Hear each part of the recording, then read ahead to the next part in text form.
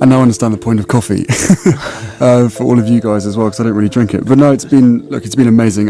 As I said right at the beginning, I'm hugely grateful for this platform to be able to discuss topics that I think really need to be discussed and thought about. I mean, we've all got incredibly busy lives. The royal family is more familiar with online critics. But this time, Prince Harry hears something shocking from two boys right behind him as he queues to make his order at Fisher's Delight. It was a rare overcast afternoon in London when Prince Harry, Duke of Sussex, decided to take a stroll through one of the city's quieter neighborhoods. Harry had been craving a taste of nostalgia, a simple yet comforting reminder of his youth. Fish and chips. From a proper English chippy.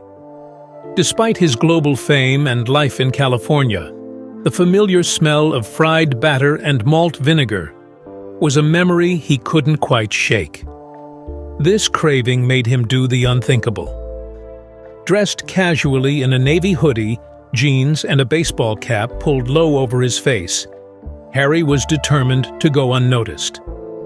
For someone so accustomed to cameras and crowds, this outing was a chance to blend in and feel like any other Londoner.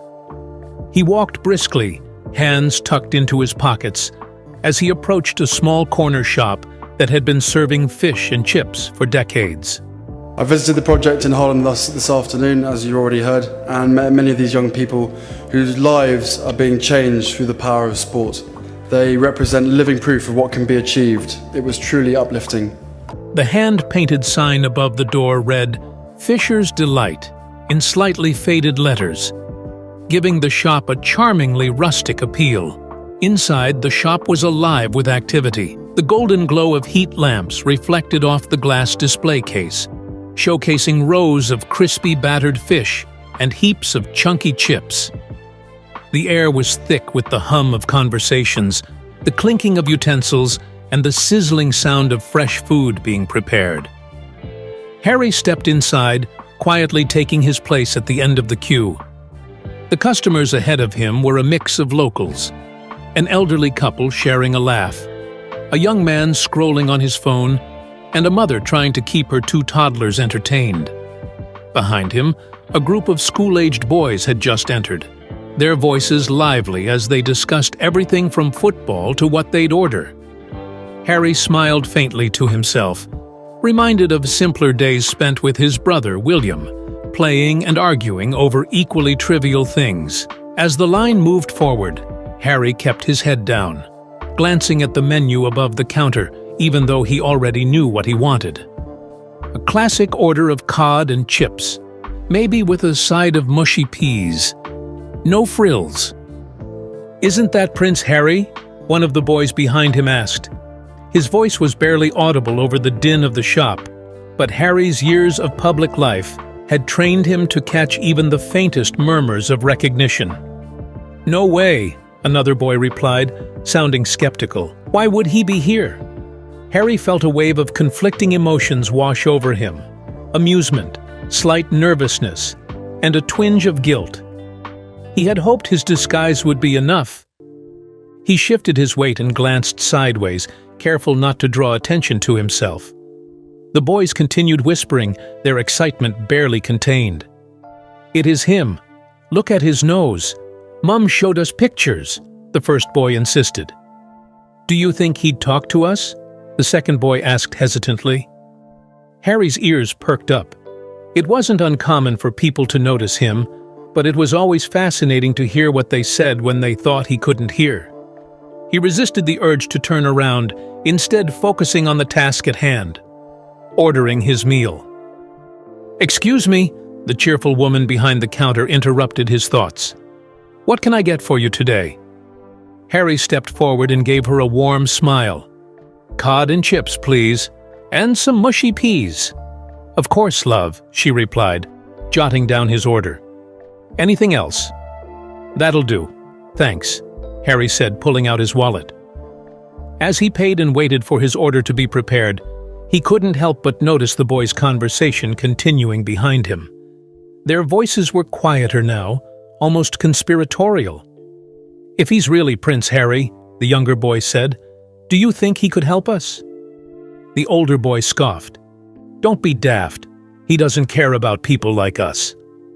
Harry's heart sank at those words. He wasn't sure what they meant by people like us, but the tone of resignation in the boy's voice struck a chord. For all the charity work he had done, for all the causes he had championed, here were two young boys who seemed to doubt his sincerity, or the sincerity of anyone in his position. He glanced at the counter, where his meal was being packed into a brown paper bag, and debated what to do.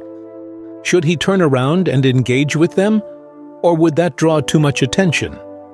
He didn't want to cause a scene, but he also didn't want to ignore what he had overheard. As the shop buzzed with activity, Harry felt a sense of urgency to connect with these boys, to understand their perspective. He was no stranger to feeling out of place or misunderstood, and something about their whispered exchange made him want to bridge the gap. "Here you go, love," the woman behind the counter said, handing him his order with a friendly smile. "Thanks," Harry replied, his mind already made up. He stepped to the side to let the next customer order, but instead of heading straight for the door, he lingered for a moment. He adjusted his cap and casually turned to glance at the boys behind him.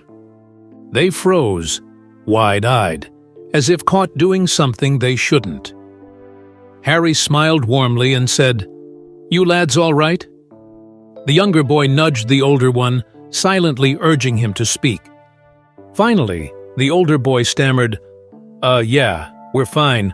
Sorry if we, you know." "It's all right," Harry said, his tone light and friendly. "What's your favorite order here?" The boys exchanged a look, unsure how to respond. Finally, the younger one blurted out, "Haddock and chips." "Solid choice," Harry said with a grin. "Enjoy it, yeah?" The boys nodded, their initial shyness replaced by tentative smiles. Harry gave them a small wave before heading toward the door.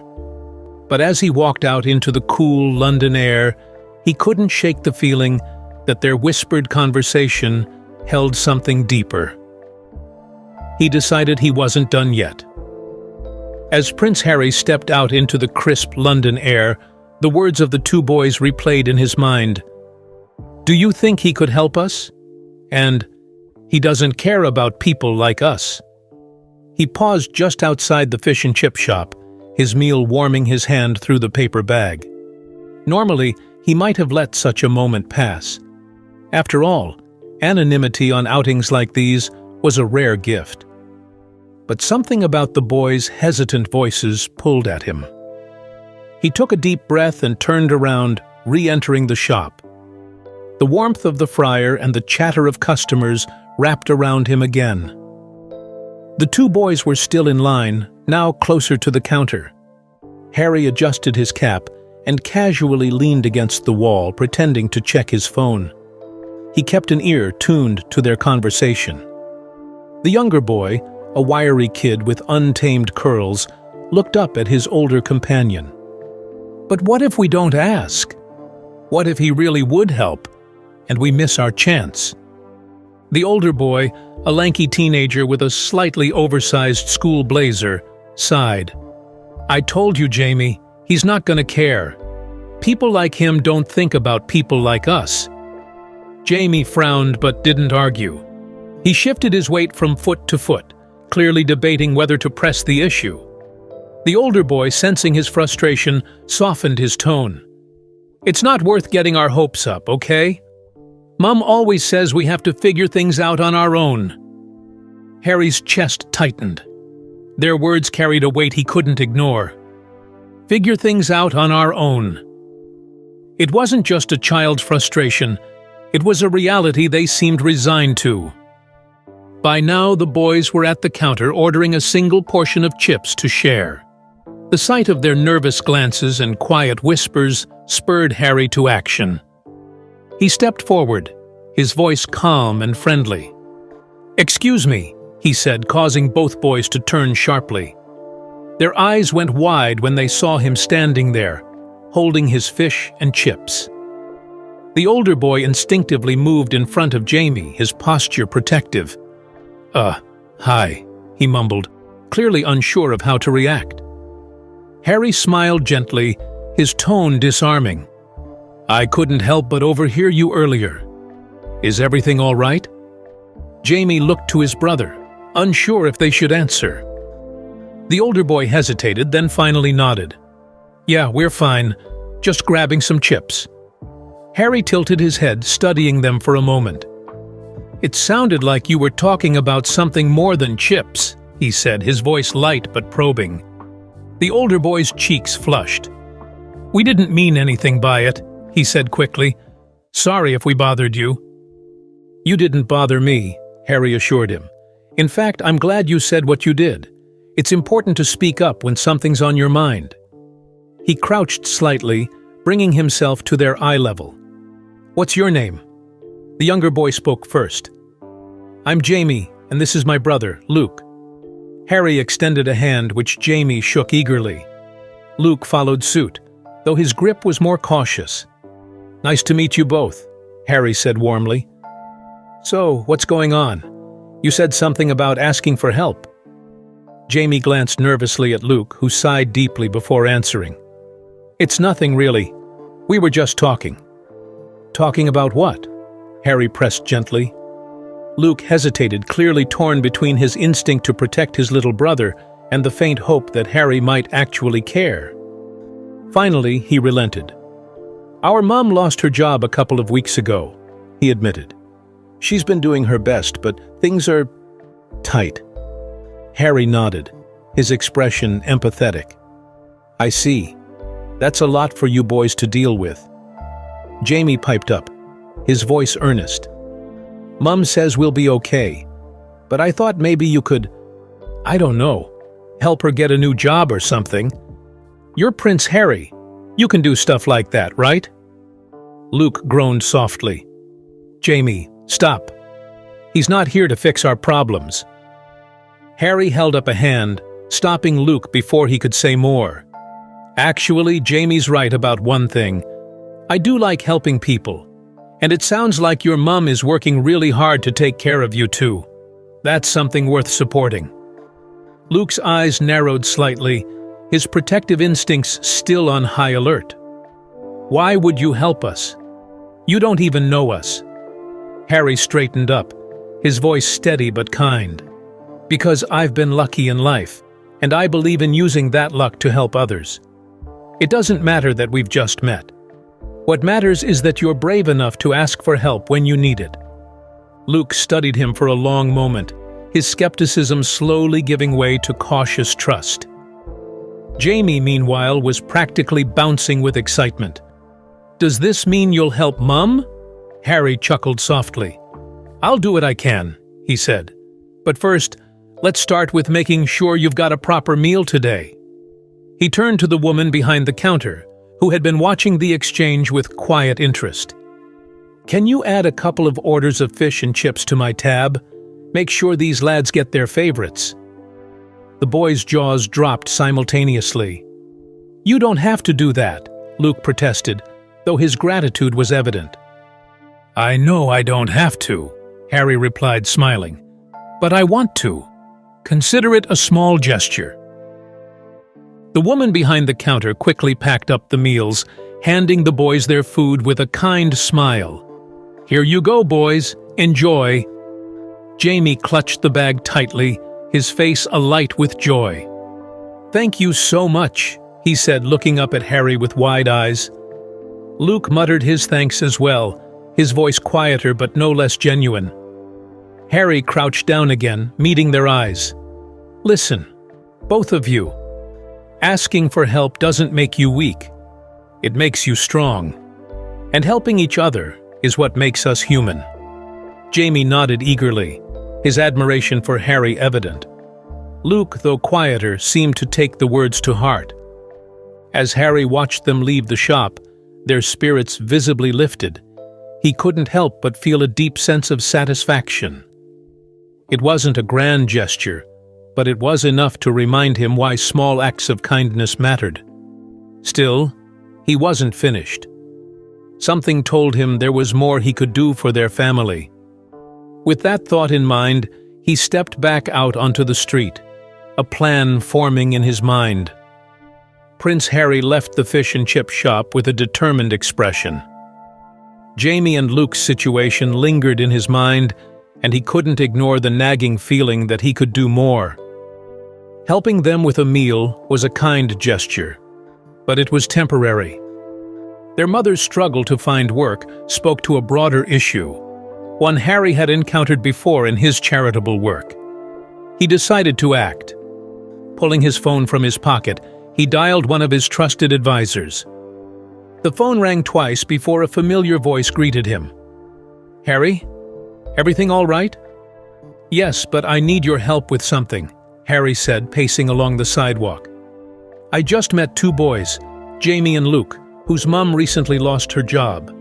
They're clearly going through a tough time, and I want to see if we can do something to help her find work, or at least ease the burden while she's searching."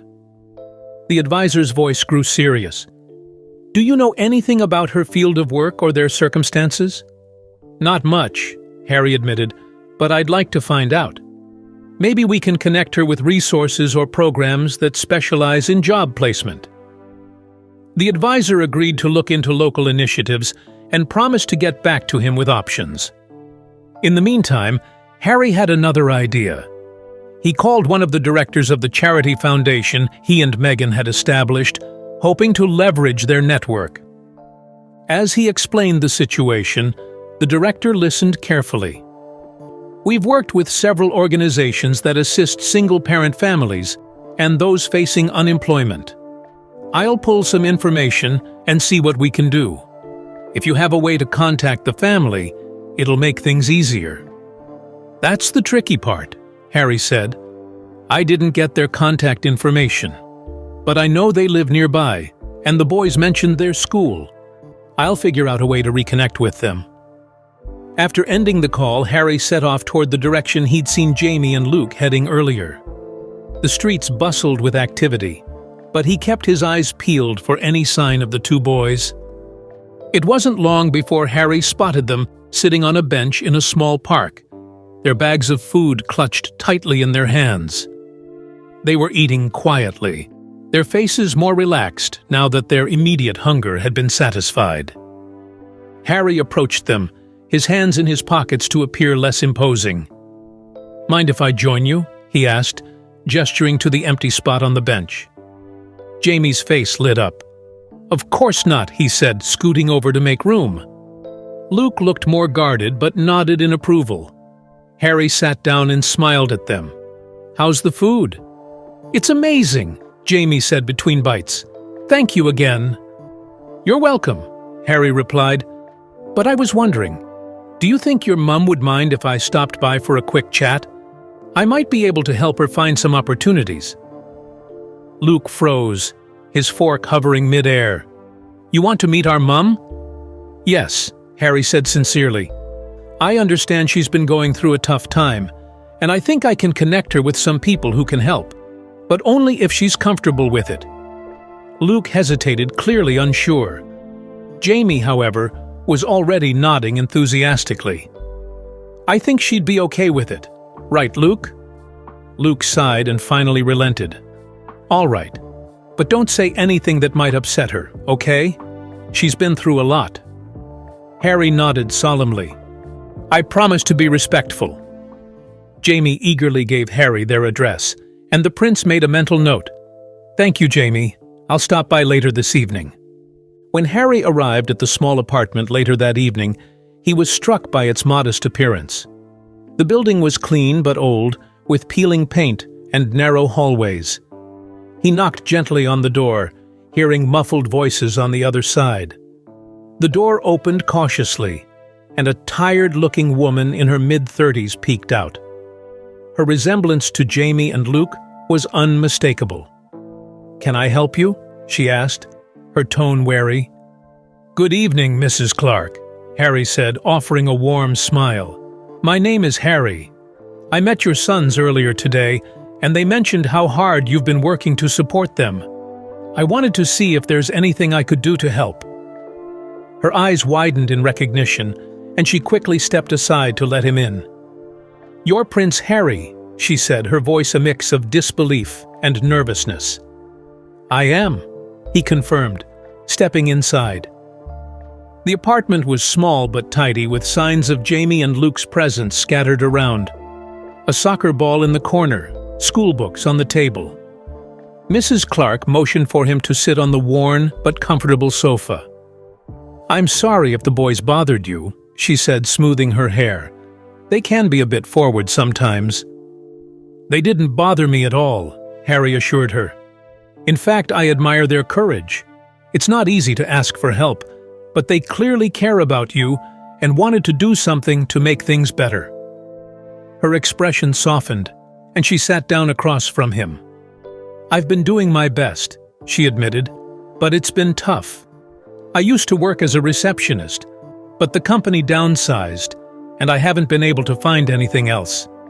I've been applying everywhere, but no luck so far." Harry listened intently, his heart going out to her. "You're not alone in this," he said gently. "There are programs and organizations that can help, and I'd like to connect you with some of them.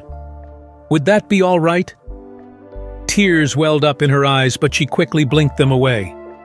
"That would mean the world to us," she said, her voice trembling. Harry nodded, his resolve strengthening. "We'll start with job placement programs and see if there's any immediate assistance you qualify for. In the meantime, I'd like to cover your next month's groceries, just to give you some breathing room." Mrs. Clark's hand flew to her mouth and she shook her head. "I couldn't accept that." "Please," Harry said, his tone firm but kind. "It's a small gesture compared to everything you've been doing for Jamie and Luke. Let me help." She hesitated, then nodded, gratitude shining in her eyes. "Thank you. Thank you so much." As Harry left the apartment that night, he felt a deep sense of purpose. This was more than a chance encounter. It was a reminder of the difference one person could make. But he knew the story wasn't over yet. There was still more work to do. Over the next few weeks, Harry threw himself into ensuring Mrs. Clark and her family received the support they needed. His team coordinated with local organizations, and a charity specializing in job placement for single parents quickly stepped in to assist. Harry stayed personally involved, keeping in touch with Mrs. Clark and the boys. He visited them regularly, bringing Jamie and Luke small surprises. A soccer ball for Jamie, a puzzle set for Luke, and checking on Mrs. Clark's progress. One day, Harry received a call from the director of the charity organization. "We found a position for Mrs. Clark," she said, excitement evident in her voice. "It's a receptionist role at a community center not far from her home. They're impressed by her experience and eager to have her on board." Harry's face lit up. "That's fantastic news. When does she start?" "They're finalizing the paperwork, but she could begin as early as next week." Later that day, Harry stopped by the Clark household to share the news. When Mrs. Clark opened the door, she greeted him with a smile, her face brighter than he had ever seen it. "I've been working with some folks who wanted to help," Harry began, stepping inside. "And I have good news. You've got a job offer." Mrs. Clark's hands flew to her chest, her eyes filling with tears. "Are you serious?" "Absolutely," Harry replied. "It's at the local community center. They're thrilled to have someone with your skills and experience." Her boys, overhearing from the living room, rushed over. "Mom, that's amazing!" Jamie exclaimed, hugging her tightly. Luke smiled shyly but looked equally proud. "You deserve this, Mum," he said softly. For the first time in months, Mrs. Clark felt a glimmer of hope. "I don't know how to thank you," she said, looking at Harry.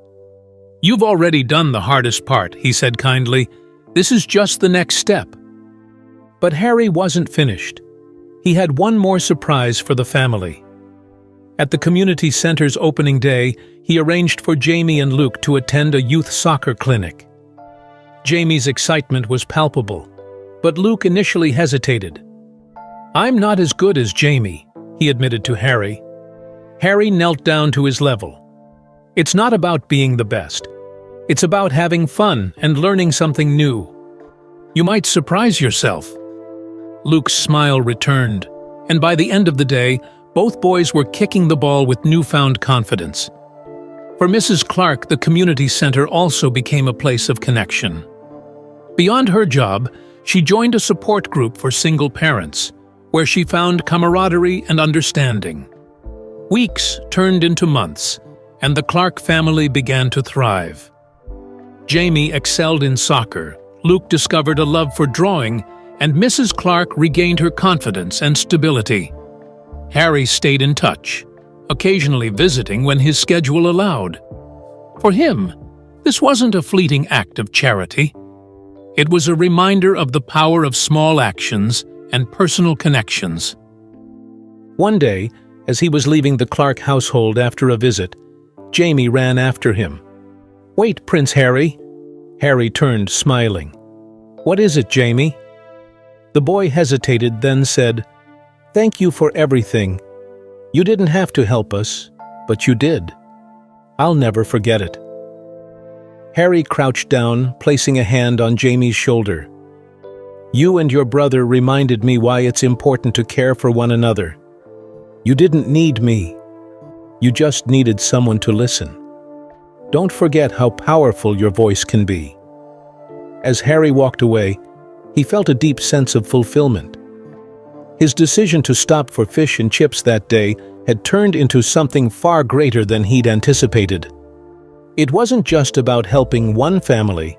It was a testament to the idea that kindness, when paired with action, could transform lives. For Jamie, Luke, and their mum, it marked the beginning of a new chapter. And for Harry, it reaffirmed his belief in the strength of community and compassion, a lesson he carried with him wherever he went.